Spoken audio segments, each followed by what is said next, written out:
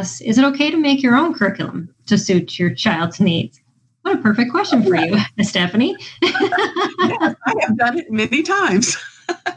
I have used no formal curriculum, because this past year, like in science, I have this series of books, so you can probably get them from the library, called 100 Things You Should Know About Topic.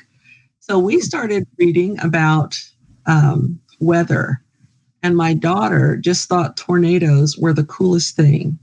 And so we've been checking out books from the library about tornadoes for 6 months now, because she's still in lightning, and then it led to lightning, and she's finding videos on her iPad that cover those topics.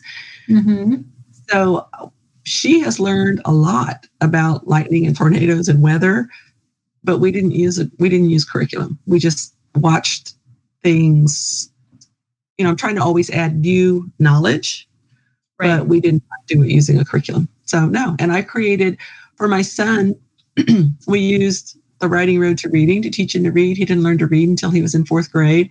And I actually created a series of flashcards, and I hand drew pictures. I don't have them here with me. I had them here last night. I hand drew pictures to go with each phonogram. So I wanted you to read through phonics. But so what it did was I turned what's reading as normally an auditory process into a visual learning process by creating flashcards.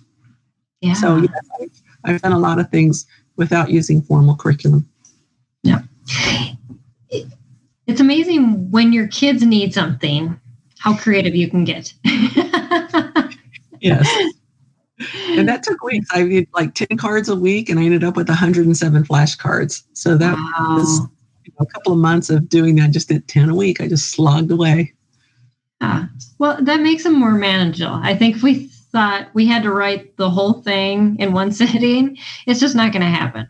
So knowing that that's a process, and you kind of create it as your child needs it, instead of, projecting out, this is what we'll need the whole year, and now let's just sit down and write it. It's just not going to happen. Right. And there are also websites you could use, especially for like the older grades, shmoop.com, SHMOOP.com. The content there is written by high school teachers and professors. When we did American history for high school for my struggling learner son, we just read through together. I was sitting there with him.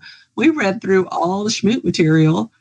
And then at the end of the year, he was able to take a practice, I think it was CLEP exam for American History 1 for college. And, he scored 88% on it. So he knew. So that was enough, just having that free resource and working through it. It's set up chronologically, but it's not really a curriculum. So there are all kinds of things to use instead of purchasing curriculum.